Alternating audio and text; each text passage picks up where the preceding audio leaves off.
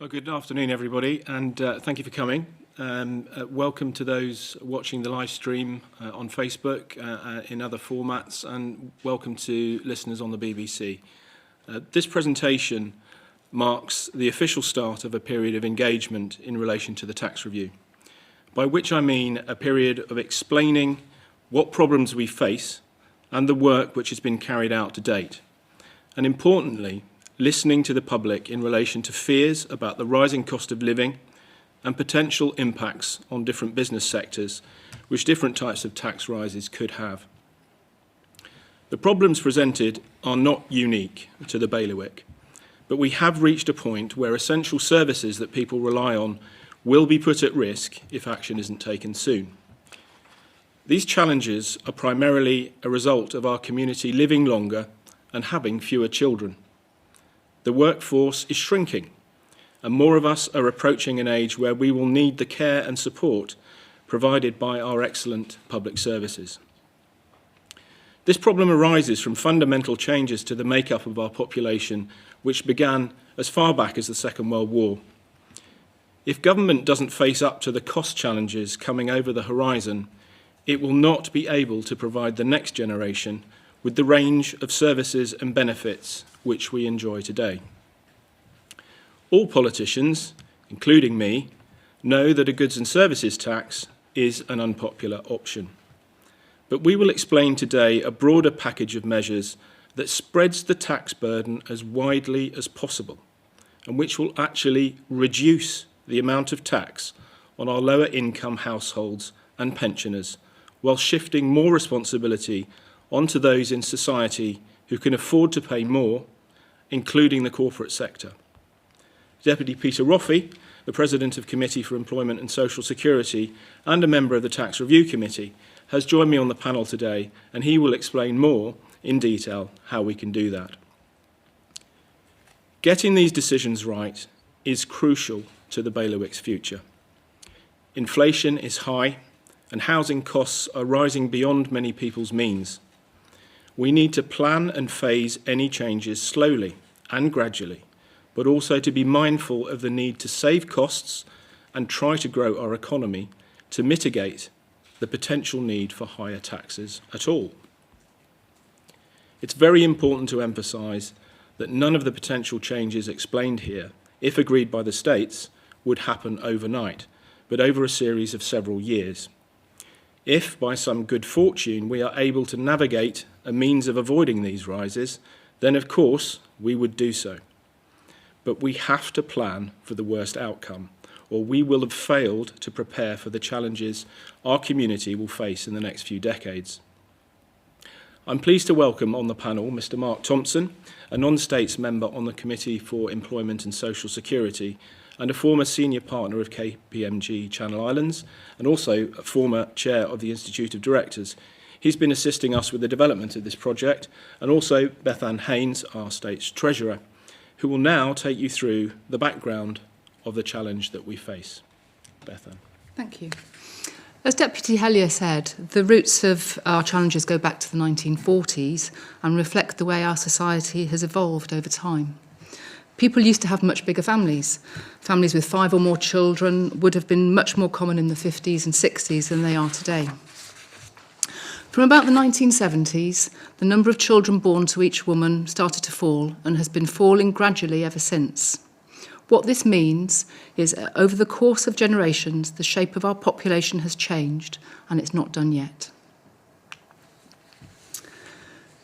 These 3 charts show the shape of our population by age group and gender, changing from 1971 to where we think it will be in 2050.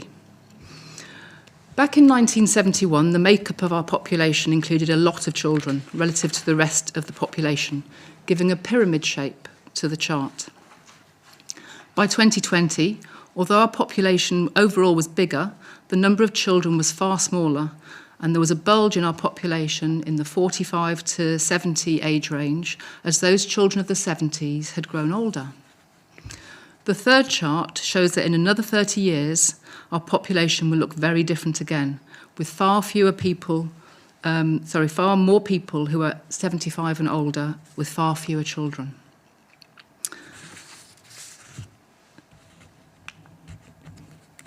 We can show the impact of this on another chart. You can see clearly that the population in all age groups up to the age 59 will have fallen by 2050. Most tax is paid by people in these age groups, so, all other things being equal, that is eroding our tax take. The big increase in the older age groups is very important.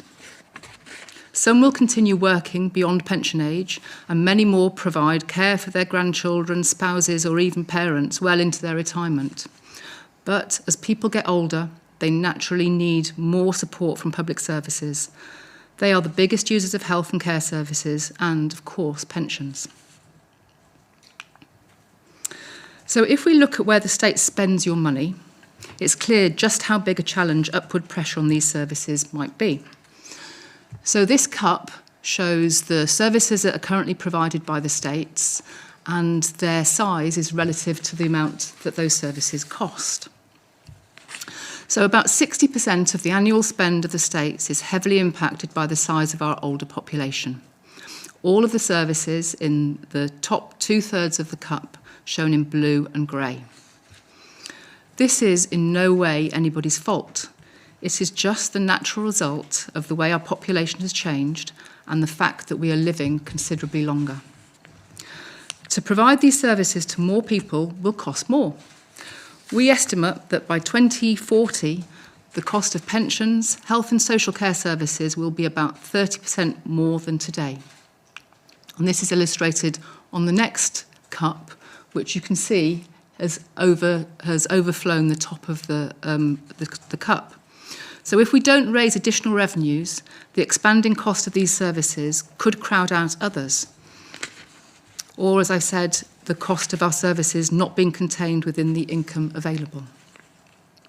We expect the shortfall between income and expenditure required to meet our needs could expand to around £85 million each year. That's about the same as the cost today of providing all of our education services, so including all of our teachers, lecturers, support staff, all of our schools.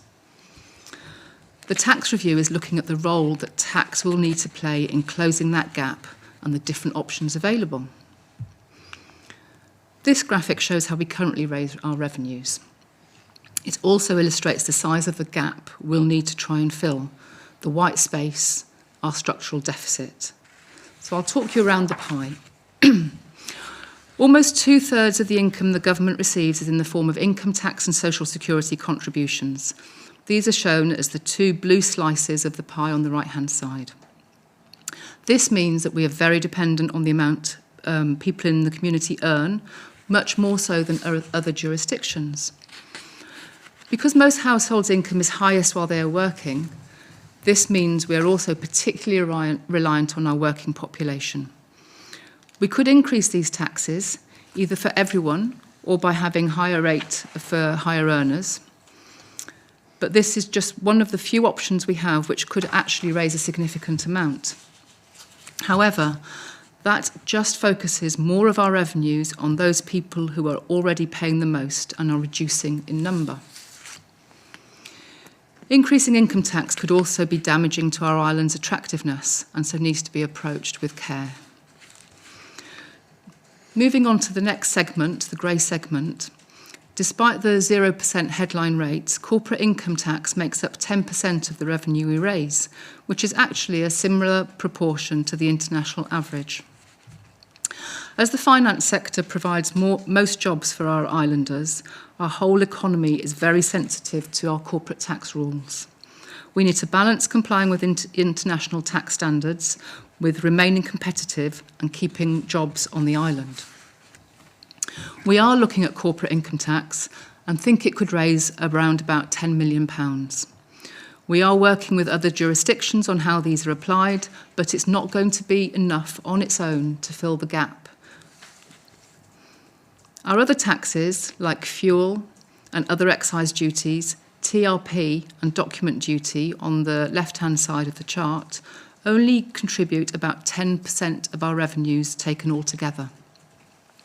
They might make a small contribution to the solution, but they would need to be increased far further than would be fair or practical to be a solution in themselves.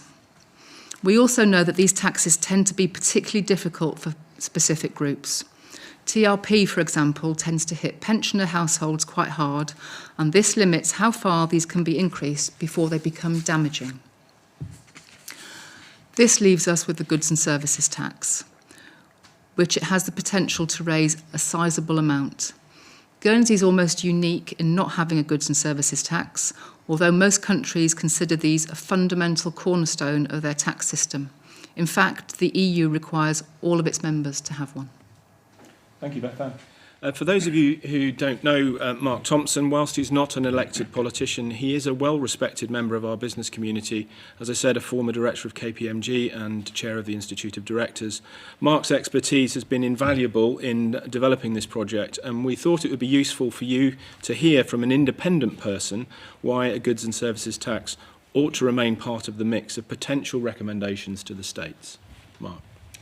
Thank you, Mark. So, goods and services tax. As Mark said at the start, we know the idea of a goods and services tax is unpopular and that people have valid concerns about it. So we need to explain to the community why this was presented as the strongest option in the Green Paper debate last year and why it's still a core part of the considerations for the tax review. Perhaps we should start by asking, why do nearly all of our neighbouring and competitor jurisdictions have some sort of sales tax, VAT or GST, but we don't? For example, Jersey has a 5% GST, which raises some 8% of its total government revenue. And the Isle of Man, which uses the UK VAT scheme at 20%, raises about 40% of its income that way. So the absence of a goods and services tax means Guernsey's tax system stands on one pillar less than our competitors, which makes our finances more difficult to balance. In comparative terms, it means our neighbours are less reliant on taxes on income and company profits than we are. And taxes on income and companies play a big role in our ability to attract business and skills to Guernsey. Our economy relies on having a competitive tax base. A goods and services tax is a tax on what you spend, and it spreads the load a little wider than income taxes, which makes it more resilient to the ageing of our population. For example, those people who live mostly from capital and don't have a lot of taxable income would make a bigger contribution under a GST. Visitors who spend money in Guernsey will also be making a contribution to our revenues, which means less of the tax needs to come from local households. And it's not just individuals who pay GST, companies would also be sharing the burden. Spreading the tax burden out a bit more would also make our tax base more resilient to economic changes. For example, we know that in Jersey, GST revenues were more resilient to the stress caused by the pandemic than their income taxes were. We think a broad base with a low rate applied to most things is the best way to make our GST simple and easy to understand.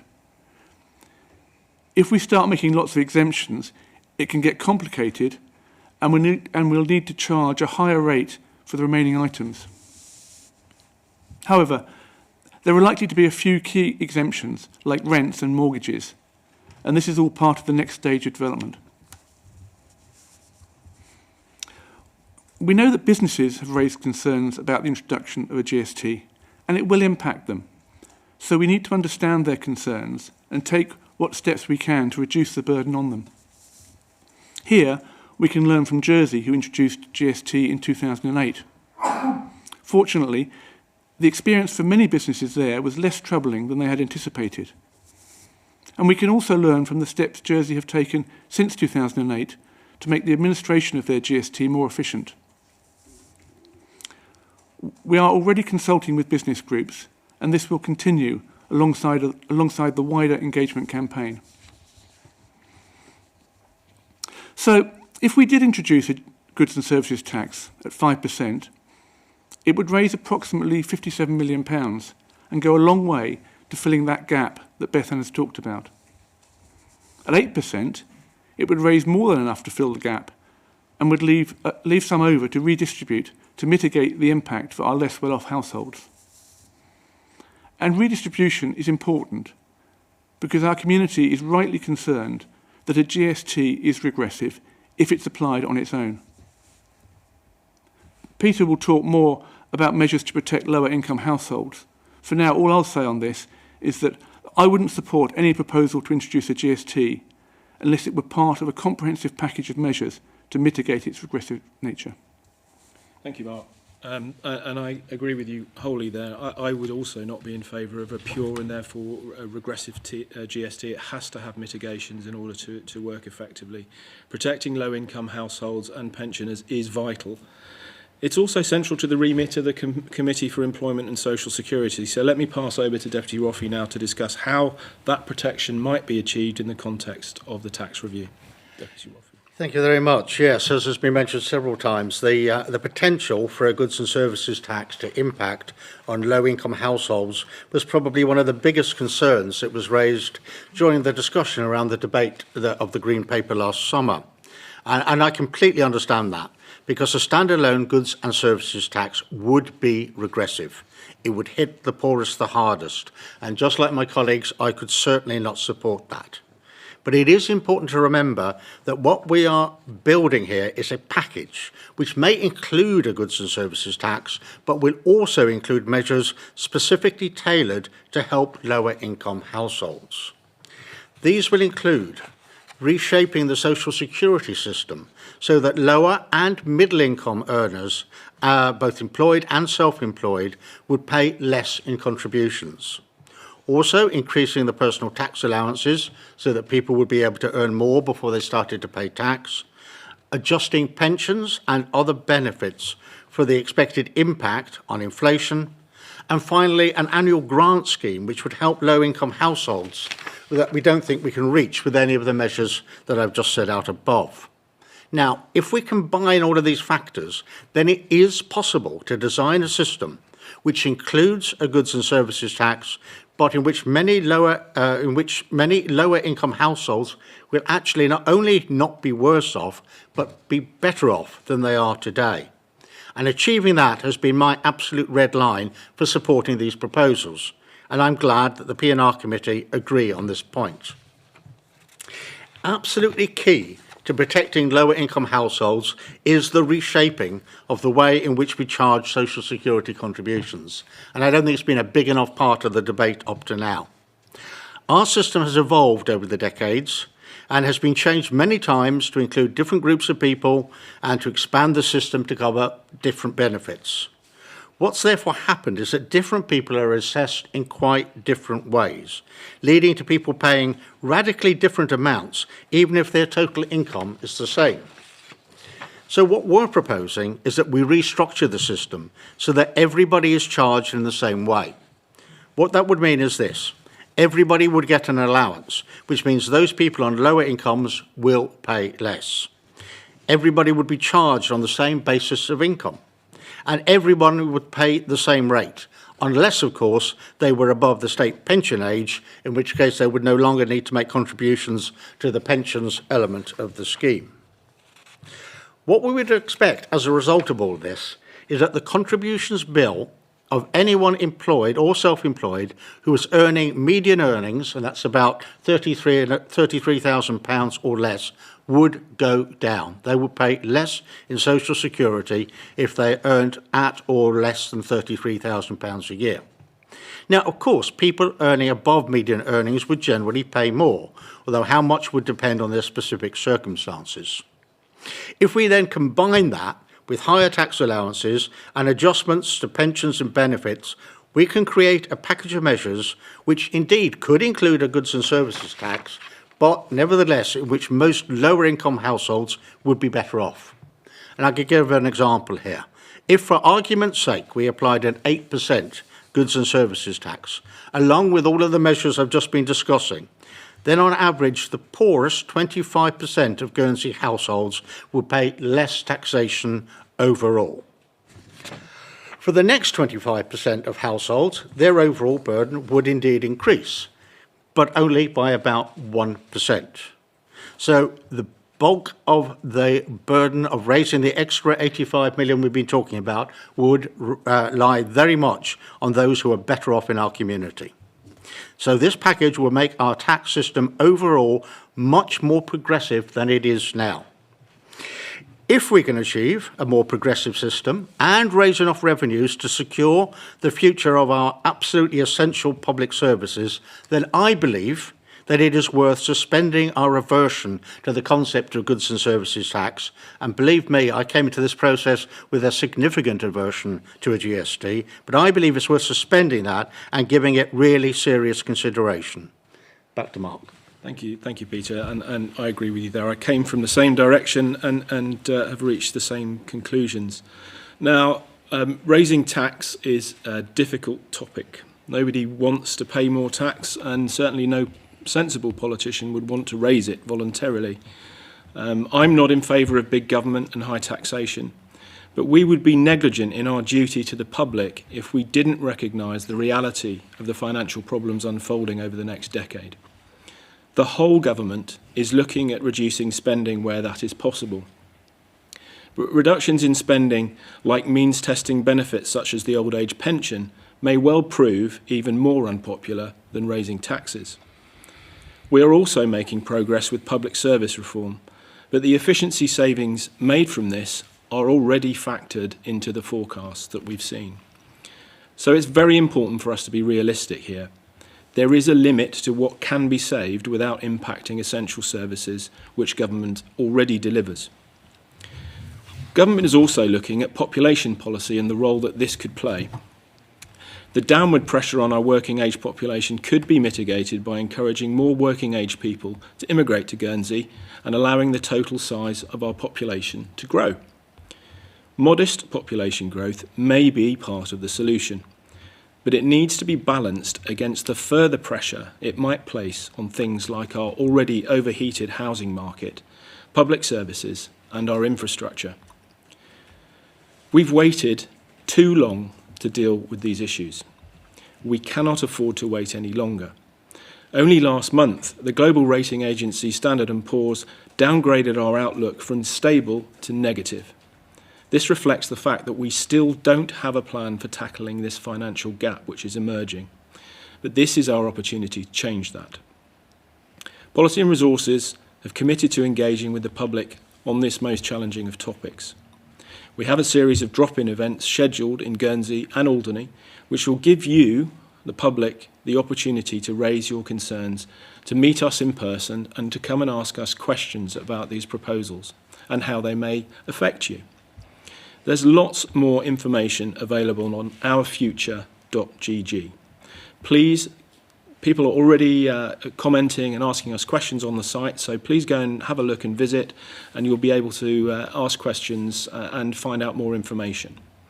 So that brings a presentation to a close. I'm happy to invite questions from the media.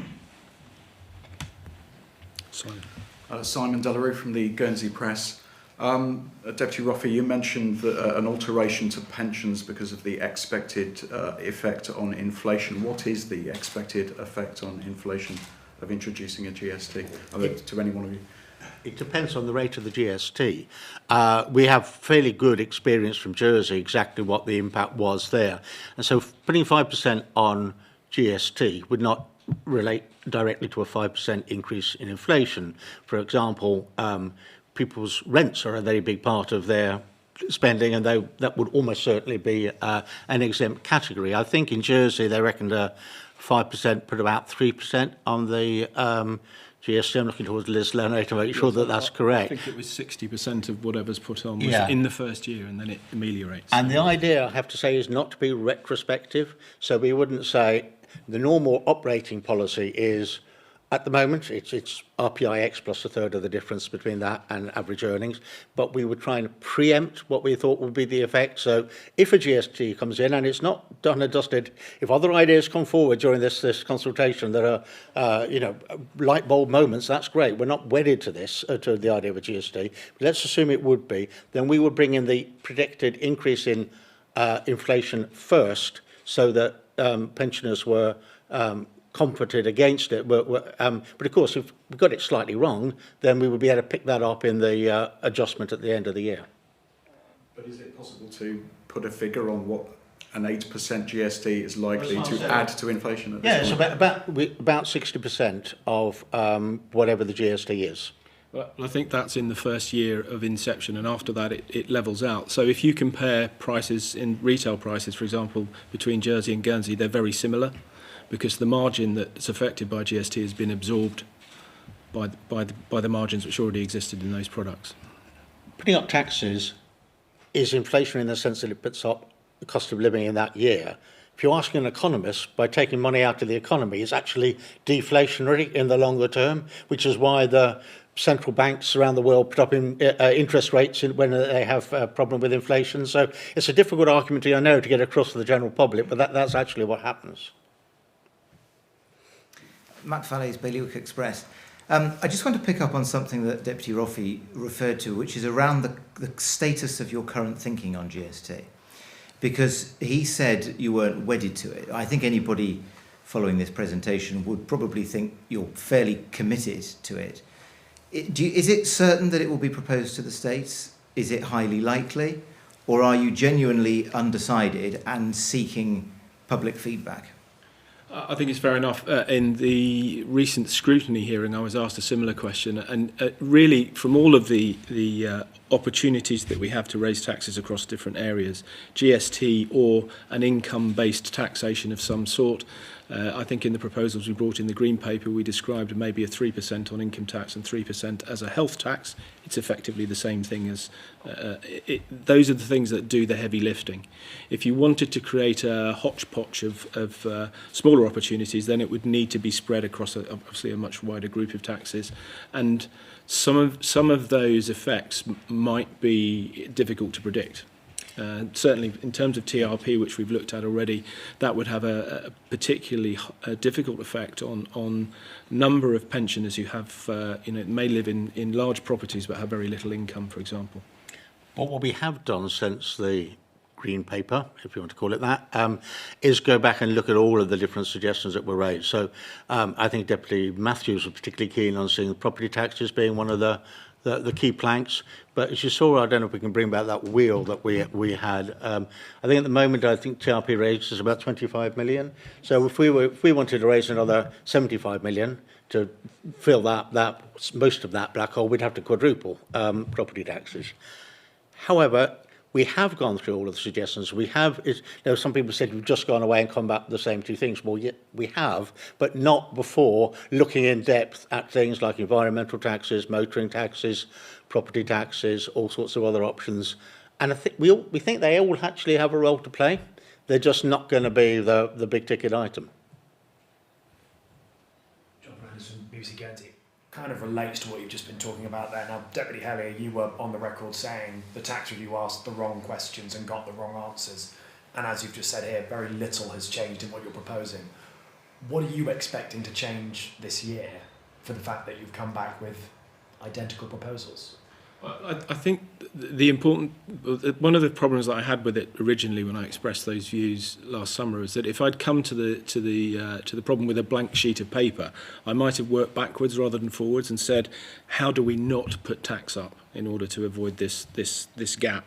I think we are working much more towards that kind of presentation when we get to the policy letter stage. I think what's really important as well, and it's one of the reasons for the publicity campaign, and this was reflected in comments of States members, is we need to be able to convey clearly what the problem is that we're trying to solve. There are lots of tropes out there about the fact that there are too many civil servants and they're all overpaid and we can just cut services. It simply isn't true, I'm afraid. Most of the pressure that we have on costs will come from additional nursing staff and elderly care and things like additional drugs and so on, and pensions in particular, because it is a conveyor belt. We can't stop people getting older and living longer, and nor should we. I want to enjoy a state pension too, but those costs are effectively formula led. Once people get to a certain age, they need to be paid, and so we can't stop it. So having everybody in the island, I think, understanding at least that we face a real dilemma is an important part of the argument. What tax we use to fill that gap in is almost a separate issue, but actually being able to explain what the problem is a really important part of it. And tax isn't the only way of filling the gap, because that gap of 85 million in that chart would be much bigger if we didn't do other things. So there is assumed savings in there, and there is assumed growth in the economy there. So that's what's left after that. It's not as if we can do that instead. We need to do that as well. You've spoken a lot about understanding, and that's what you're trying to build within the public. Now, one politician this week has paid for an advertisement on Facebook which describes one of the solutions as wind power, which could provide 6,000 jobs. What would you say to your colleagues peddling what could arguably be described as misinformation? Well, I like Deputy McKenna a lot, and he's a good friend of mine, so it was an interesting video to watch. But I think Deputy Roffey made some comment on it, is that we need to be realistic. Building a wind farm is a fantastic idea of itself, and I would definitely support that, but it isn't. I don't think it's a solution to these types of problems, and it probably couldn't be built fast enough for us to fill the gap in that event anyway. And how it would generate £85 million for us, I don't know. On the French mainland, they have on-land wind farms that are actually cheaper, can produce energy cheaper than we would do with an offshore wind farm, which is inherently more expensive. Like Mark, I really like the idea. And as for these 6,000 people, we've got a housing crisis now. Where on earth are they going to go? I mean, it was snake oil, I'm afraid. It is. I know he waved his finger very impressively in that video, and people who haven't seen it may not wonder what I'm talking about. But it almost goes back to the Bailiwick Express question, how wedded we are to GST. I've almost come to the view that there aren't many credible alternatives, but I'm genuinely open-minded. If somebody comes up with something better, hallelujah. But that wasn't. I'm afraid that didn't fit the bill. I suppose that kind of links back to my question, that would your message be to your colleagues in the States that statements like that are, as you describe, snake oil, are not particularly helpful in this debate? Well, people can say whatever they want, but we would have to assess all of the alternative ideas for a reality check to see which ones are serious starters and which ones aren't. And sadly, that one wasn't. I mean, let's not discount the fact that something may still come over the horizon that could change this. And as I said at the outset, if the proposals that will come forward in the policy letter are adopted, they will happen over a period of years. We're talking about problems that are a decade or 20 years away. So this is something that will happen gradually, not overnight. You're going to go to Waitrose and find that your shopping bill has gone up by 8%. That isn't what's going to happen. There are lots of changes going on in corporate tax internationally, for example, that could have an effect on the way things change going forwards, and we have no way of predicting what those are. So as I said, it's really important to make sure that we can fill the gap in a reasonable and predictable way. Other things may come, which means it's not necessary to put those taxes on. But I'd just add that half of this gap is actually down to social security and not down to general revenue shortfalls. And if nothing happens, then the states have approved a plan B, or it's a plan A. It's the one that's already happening. People's social security payments went up this year. They'll carry on going up every year for the next 10 years, or we'll assess whether it needs to go the whole 10 years. And it's being done under the current system, which I explained is really not fair on the low income earners. So if we do nothing new, then that is the programme that's been approved by the states, and it will actually hit the poorest quite hard. And that's something which motivates me to try and find a better way forward. Deputy Hellier spoke about having to counter or challenge what is quite a widely held view amongst the public, that there are too many civil servants, public spending is too high, and if there is this deficit in finances, it could be dealt with largely through cutting spending. But you yourself went into the general election saying many of those things, saying that you didn't want to increase taxes, and the party you lead in the States still says they won't vote for increasing taxes and they won't vote for GST. So is it fair to say that you're now finding yourself in a position where you're having to lead these proposals challenging a public narrative that you helped to create? I'm not here to answer party political questions. I'm here on behalf of the Policy and Resources Committee. But that is a question about things which you went into the election saying. And as I said, I'll repeat the answer I just gave you. Next question. Can I ask all four of you to explain when you first became convinced that a GST of 8% plus mitigations was the right way for Guernsey to go? It's hard. It's an evolutionary thing, isn't it? I mean, it was so counterintuitive for me because I've spent years fighting against the GST because of its regressive nature.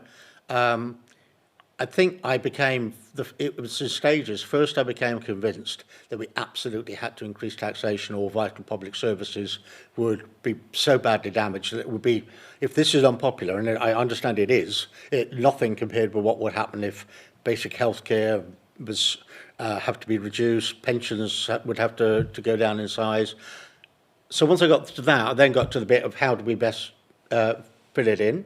And as I say, I've still got a slight open mind, but of the credible options that we've gone through, I just sort of decided, I suppose, some 6 months ago, something like that, round about the time of the Green Paper debate, I contributed to that debate, and I made clear that I thought I'd more or less come to the conclusion that that was the best option, but only with the mitigations that it's more than mitigations. Actually, a radical change to our social security system, which we can't manage to do without, isn't just a mitigation. A mitigation is just a little bit of sort of padding you put in to help. This is something that we should have done years ago but couldn't afford to, and it will be a real social change for the better. So I think when I really saw that, so some months ago, that's what made me almost... I wouldn't say evangelical, because nobody likes bringing up taxes, but able to argue quite strongly in favour. Similar answer, really. But the thing that which does it for me, and if people are concerned and want to work out what their personal impact is, if you work out what 6% on your whole salary is in comparison to what 5 or 8% is on your shopping, it's a very different sum. And a spread across a much wider group of people rather than focusing just on the working population. It is, in my view, a fairer way of doing it. I personally would like to see us look harder at other options as well, but unfortunately there are, things have to happen in a certain order. The policy on a population is going to be important in this debate, I'm sure, when it comes to it. And there are other things that we can do on savings, and I'm sure that is possible. But if you want to save 85 million by saving, then that is, as been explained, the whole cost of the education department. That is a really, really big ask across the whole of the states. It's 1 in 5 staff, it's 1 in 5 nurses, doctors, policemen, firemen. That's a really big cut in public services, not one I think which would be acceptable to the public. Can I just add? I think one of the things that also helped to convince me is that becoming increasingly aware that there's a significant number of people in Guernsey who are, by every definition, quite wealthy, but whose income that they are, and it's not, they're quite legal what they've done, the way they've organised their affairs, the income that they declare for both social security and income tax is really quite low. And the GST is a way of making sure that those people who are quite wealthy but have low incomes, I know it sounds counterintuitive, but it's all to do with holding assets in a different way. We'll make a fair contribution as well. But sorry, you asked all 4 of us. Yes. I mean, the big driver for me on this is the social security, which I've recognised for quite some time is quite unfair the way it falls on the population. And I know when I first met Peter to talk about whether I should join his committee, that was one of the things that I was keen to be involved with working on.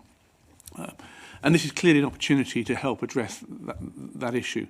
In respect of GST, I think it's probably the 3rd time in Guernsey I can recall that we've talked about GST. The first time was around 010, and I recognise the need to change from 010. I didn't like the idea of GST, and I wasn't on board with it at all then. There was a review of benefits, pensions and tax 7 years ago or something. And I saw some of the presentations there and I thought, yeah, maybe as a package it could work.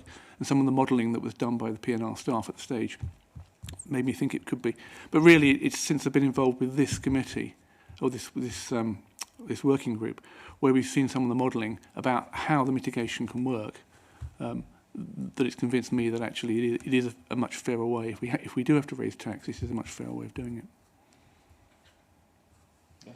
Yes, I think I would say refer you to this chart, and I think that probably since the work that we did in 2015, particularly concerned about the amount of reliance that we've got on the working age population. And the GST would spread the load a bit better. It would broaden our tax base. As Deputy Roffey said, it would collect income from sources that we don't at the moment, visitors, those who live off capital, etc. So it is, as part of the overall tax base, it's an important tool, I think. Can I just, as a quick follow-up, can I just ask you, as State Treasurer, have you been banging on about this in the background for a long time, and you're finally getting some traction? I just want, because what you were saying before with, the European Union insisting on members having this, I wonder if it's, it's a no-brainer to economists. Well, I think it is a no-brainer, but I appreciate the concerns in the community and that it is a regressive tax, and we have to deal with that. I wouldn't say I've been banging on about it, but I do think it's the right solution at some point. Deputy Halley, you've described this as the biggest problem facing the States. In your role as Treasury Lead, if you can't fix it, will you resign to find somebody who can? I very much doubt it, John.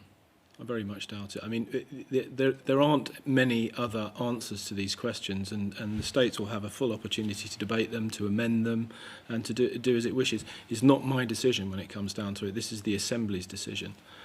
All we can do is make sure that we've done the work thoroughly.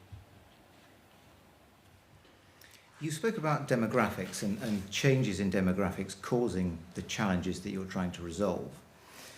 Is the truth, though, the case behind GST in truth is about needing to shift some of the tax burden from the working age population to an increasing number of pensioners, some of whom are affluent enough to bear the additional tax?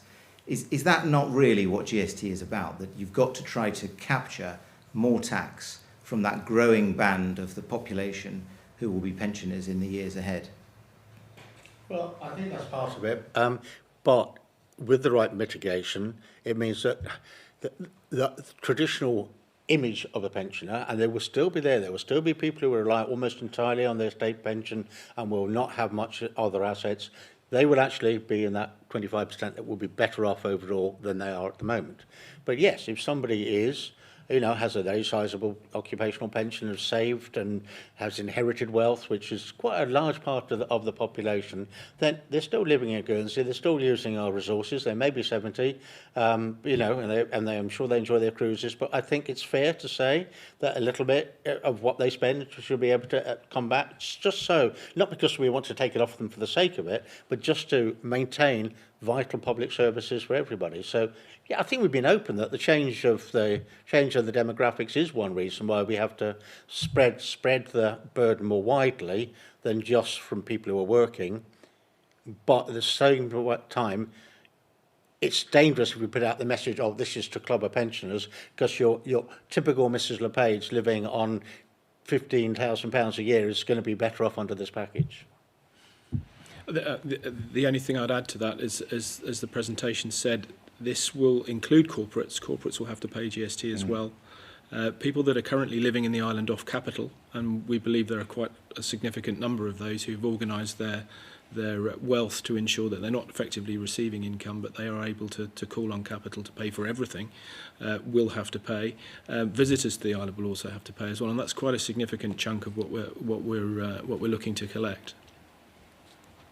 This exercise is all about engagement. Your Facebook feed hit 475 people today. Are you concerned that you're not going to cut through? Interesting question, John. We can but try, I think is probably the answer. And this isn't a one-day campaign either. It's over several months.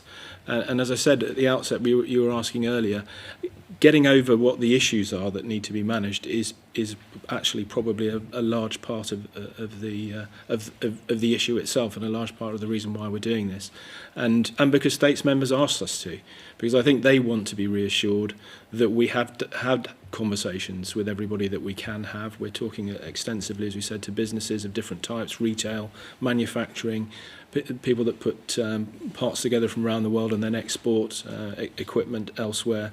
So we do need to understand what people's feelings are on that and listen to them before we can, honestly, with hand on heart, go back to the States and say, look, we've done everything we can. This is what we think the right thing to do is. I think we are making progress as well in the big discussion in the island. Okay, we're getting a lot of grief, of course we are. But I think a few months ago, people were really questioning whether we needed to increase taxes, and some still are, of course they are. Some think we can just save our way out of this or whatever. But it's increasingly shifting now to, okay, we accept there probably is going to be a funding gap coming up because of the reasons you've given. We're not yet convinced that what you're proposing is the best way to do it. Why haven't you looked at this and why haven't you looked at that? And that's great. As I say, some good ideas may come out of that. It might change our own narrative as well. But even if it's accepted that there is a problem that needs to be fixing and we're talking about how to fix it, that's progress. It's just get us across the line, but it is moving in the right direction.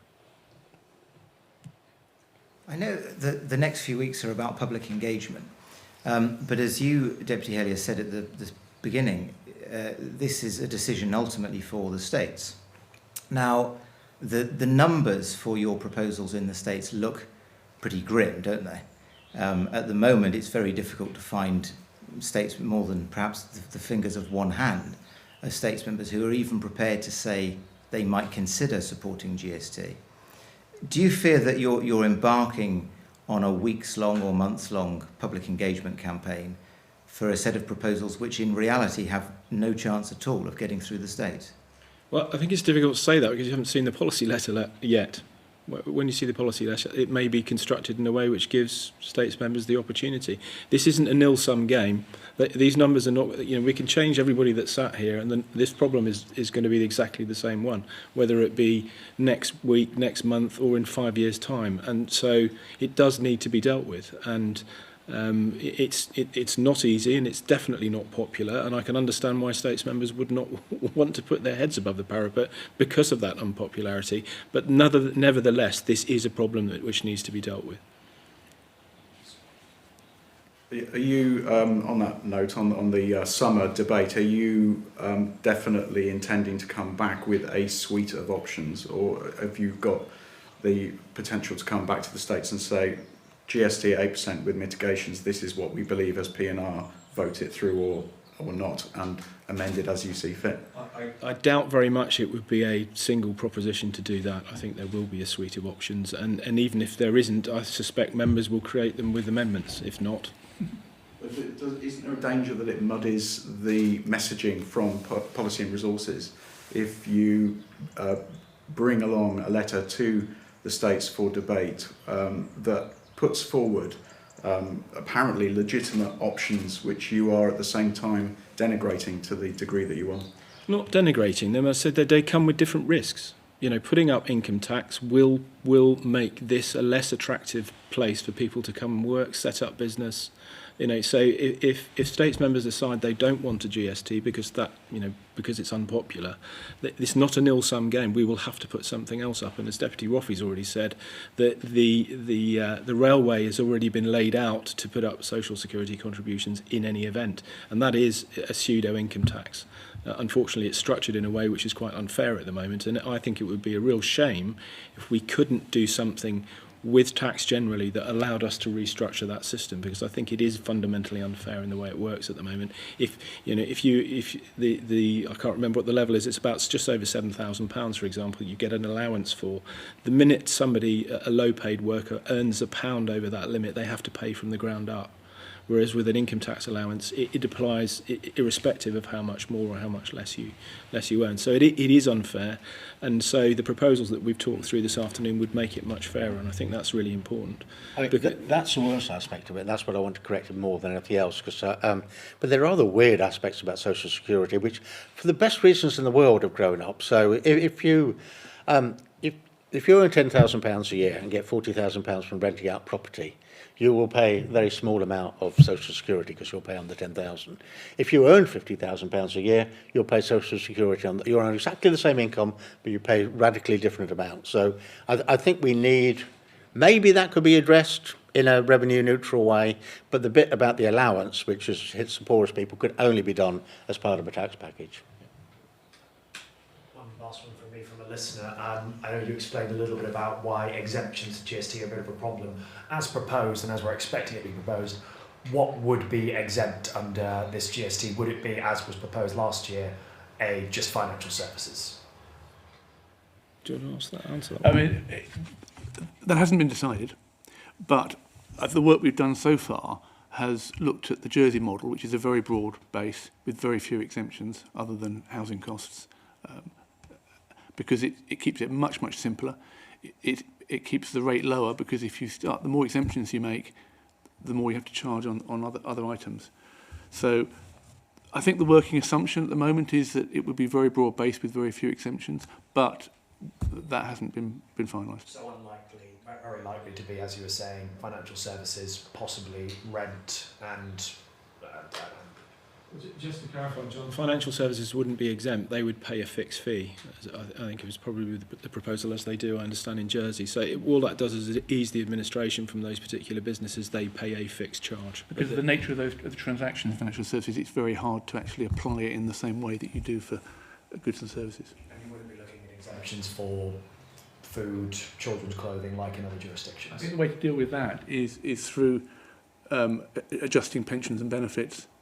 So the people who need help to buy those things are helped in a different way.